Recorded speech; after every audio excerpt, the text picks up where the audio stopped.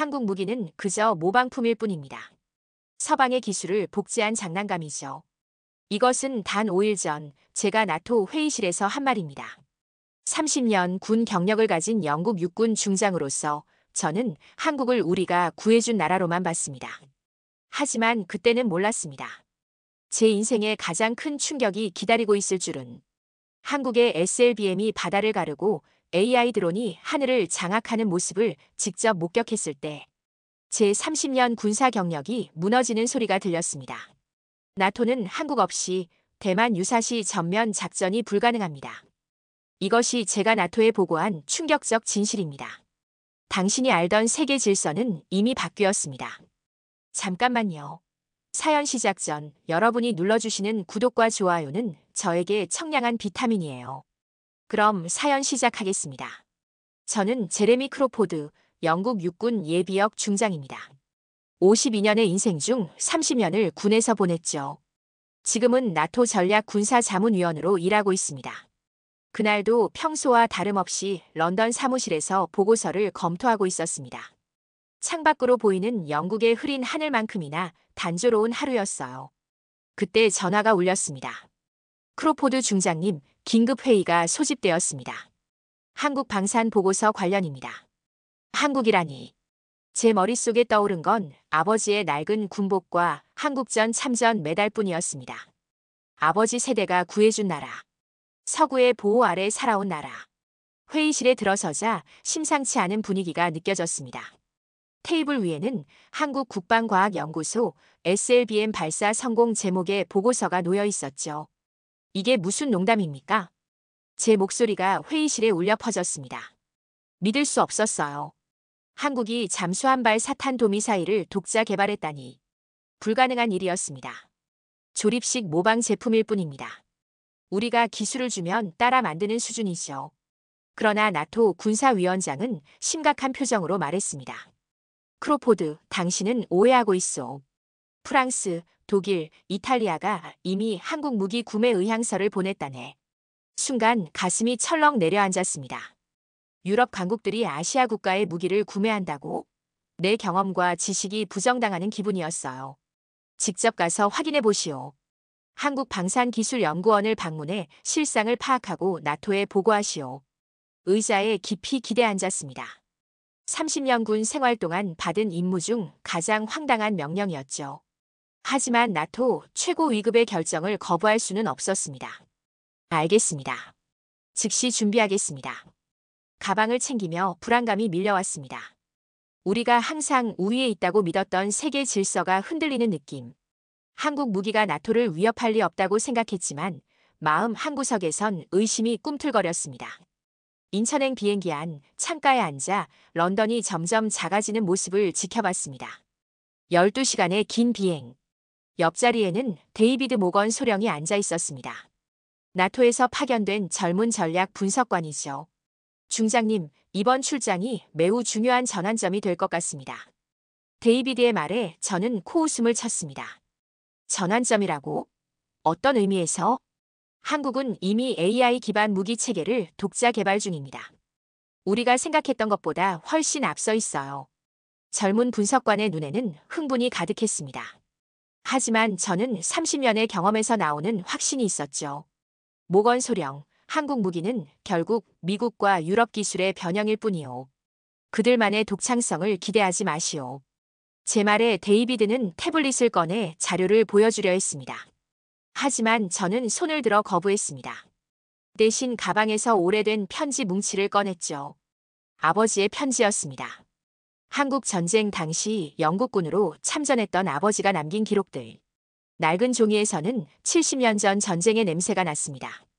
내 아버지는 한국을 구하기 위해 싸웠소. 당시 한국은 완전히 파괴된 나라였어. 편지를 펼치며 한 구절을 읽었습니다. 이곳의 사람들은 우리에게 감사해야 하지만 그들 스스로는 아무것도 할 수 없다. 우리가 그들을 지켜주지 않으면 모든 것이 무너질 것이다. 하지만 중장님, 그건 70년 전 이야기입니다. 지금은 다릅니다. 데이비드의 목소리에 확신이 담겨 있었습니다. 젊은 장교의 눈에는 제가 볼 수 없는 무언가가 보이는 듯 했습니다. 역사를 모르는 자는 미래도 볼 수 없소. 창밖으로 시선을 돌렸습니다. 구름 위로 펼쳐진 하늘은 끝없이 넓었습니다. 머릿속은 복잡했습니다. 내가 알던 세계가 정말 변하고 있는 건지 아니면 모두 과장된 보고서일 뿐인지. 비행기는 계속해서 동쪽으로 날아갔습니다. 한국이라는 미스터리를 향해 인천국제공항에 착륙했습니다. 비행기 창문으로 보이는 공항 시설은 놀라울 정도로 현대적이었습니다. 런던 히드로보다 더 미래적인 모습이었어요. 터미널로 들어서자마자 첫 충격이 밀려왔습니다. 출입국 심사대에는 줄이 없었습니다. 대신 얼굴 인식 게이트가 여행객들을 자동으로 처리하고 있었죠. 이게 다 실용적인 건가? 제 말에 데이비드는 고개를 끄덕였습니다. 세계에서 가장 빠른 출입국 시스템입니다. 평균 12초면 통과합니다. 짐을 찾아 나오자 작은 AI 로봇이 다가왔습니다. 크로포드 중장님과 모건 소령님 맞으신가요? 안내해드리겠습니다. 로봇이 영어로 말하자 저도 모르게 놀란 표정을 지었습니다. 로봇은 우리를 수소연료전지 자율주행차로 안내했습니다. 이거 다 쇼야. 실전에선 소용없을 거야. 투명 유리창 너머로 서울의 모습이 펼쳐졌습니다. 고층 빌딩들 사이로 초록 공원들이 보였습니다. 런던과는 완전히 다른 도시였습니다. 한국은 실용성과 미래지향적 기술의 조화를 이루었습니다. 표면적인 화려함이 아닙니다. 데이비드는 태블릿에 뭔가를 기록하며 말했습니다. 저는 코웃음을 치며 창밖을 바라봤습니다. 호텔에 도착해 방에 들어섰습니다. 피로가 몰려왔습니다. 침대에 누워 10년 전 나토 회의장에서 있었던 일이 떠올랐습니다. 한국군은 여전히 미국 장비를 복제하는 수준이야. 자체 개발이라고 하지만 결국 서방의 기술을 모방한 거지. 당시 동료 장성들과 나눈 대화였습니다. 우리는 모두 동의했었습니다. 아시아 국가들은 서구의 기술력을 따라올 수 없다고요. 창문으로 다가가 커튼을 걷었습니다. 서울의 야경이 눈앞에 펼쳐졌습니다.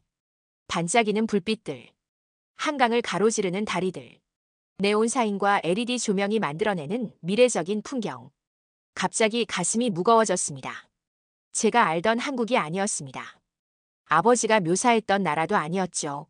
세상이 변했는데 제 생각은 그대로였습니다. 내가 틀렸을까? 밤하늘에 질문을 던졌습니다. 대답은 들리지 않았습니다. 오직 변화의 속도에 놀란 제 심장 소리만 들릴 뿐이었습니다.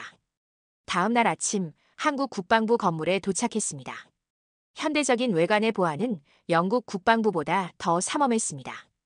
에스코트를 받으며 엘리베이터를 타고 지하 3층으로 내려갔습니다. 브리핑룸 문이 열리자 원형 테이블과 360도 스크린이 눈에 들어왔습니다.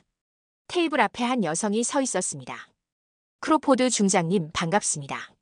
박나영 박사입니다. 차가운 눈빛과 단호한 표정의 여성이었습니다.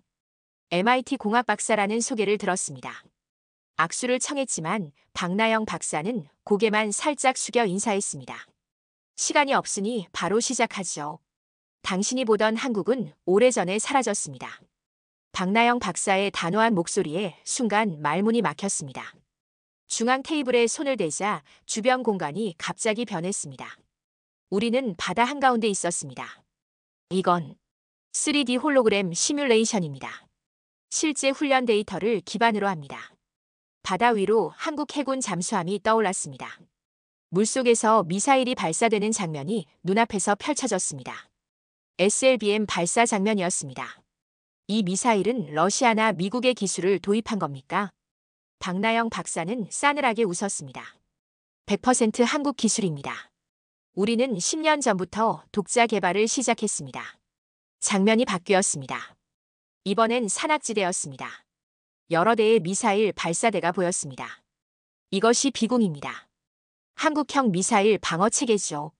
미사일이 하늘로 치솟더니 대기권 끝에서 적 미사일을 정확히 요격했습니다. 순간 숨이 멎는 것 같았습니다.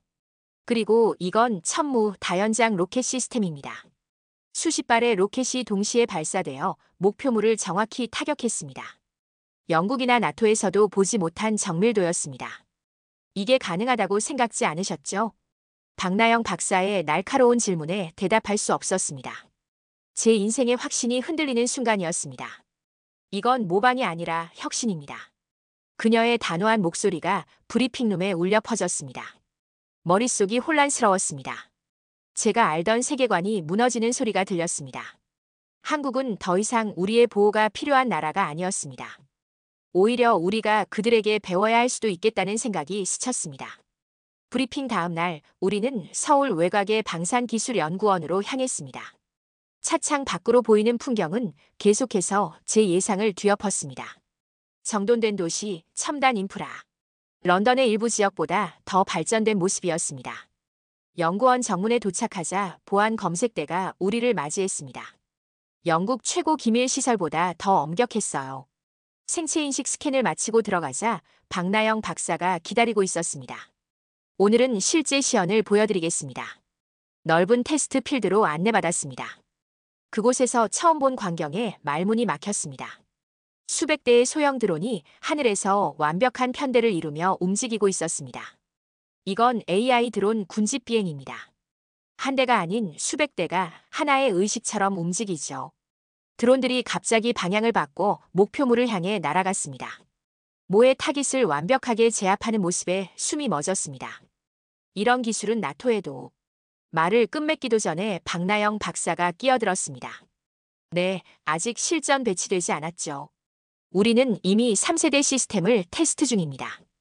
다음으로 본 것은 자율 전투 로봇이었습니다. 사람 크기의 로봇이 장애물을 자유자재로 넘나들며 임무를 수행했습니다. 총기 조작부터 지형 분석까지 모든 것이 자동화되어 있었습니다. 이 로봇들은 완전 자율적으로 작동합니다. 사람의 개입 없이도 임무를 완수할 수 있죠. 박나영 박사의 눈에는 자부심이 넘쳤습니다. 우린 미국 없이도 충분히 방어할 준비가 되어 있습니다. 지난 20년간 우리는 독자적인 방위 체계를 구축해왔습니다. 그 말에 할 말을 잃었습니다. 제가 알던 한국은 미국의 보호 아래 있는 나라였습니다. 하지만 지금 보는 한국은 완전히 다른 모습이었습니다. 데이비드가 제 옆에서 말했습니다.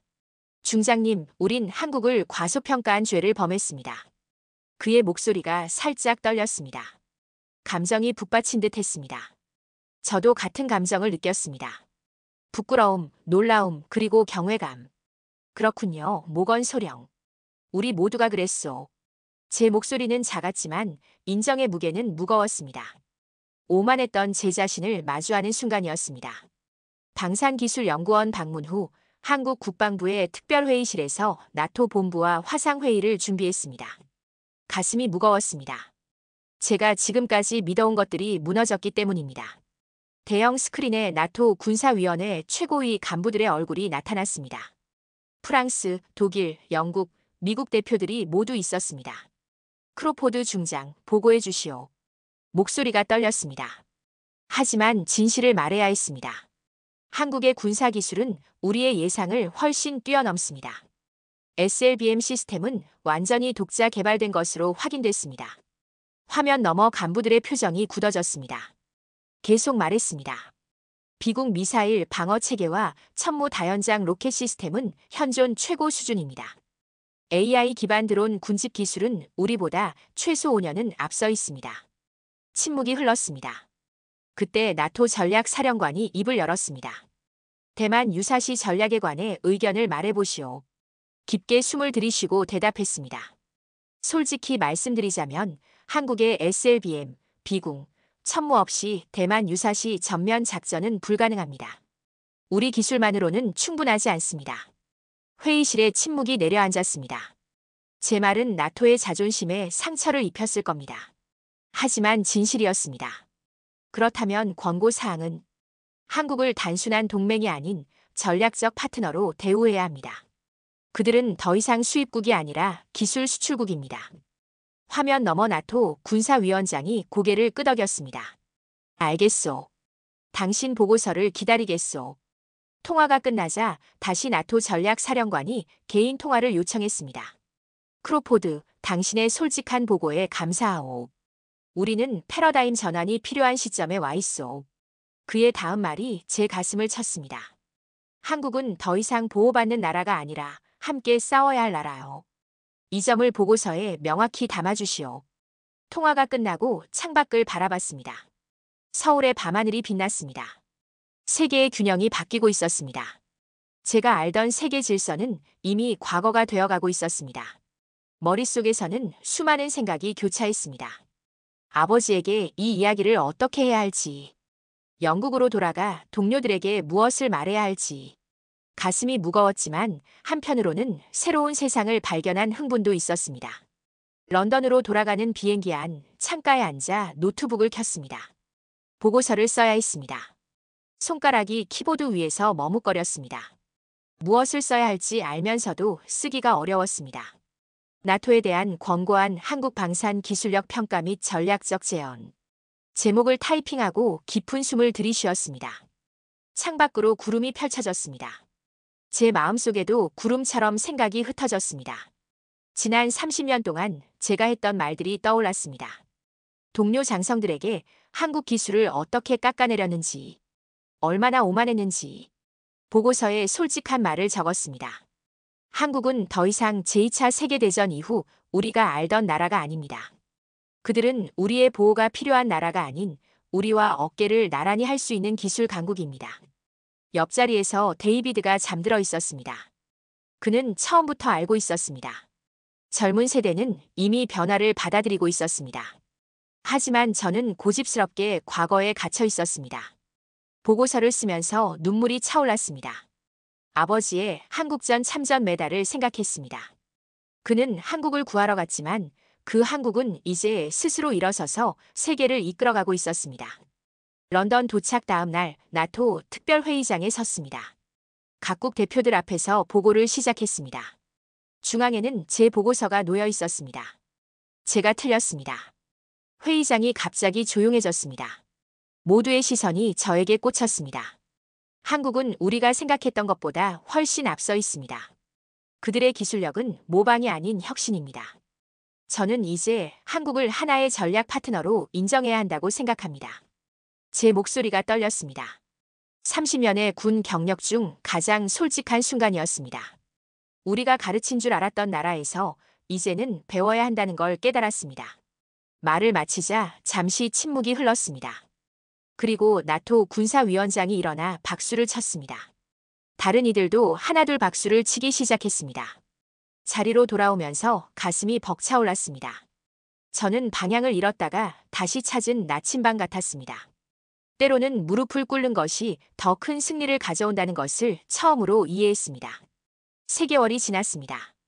나토 본부에서는 역사적인 선언이 발표되었습니다. 30개국이 모인 자리에서 나토 사무총장이 공식 발표했습니다.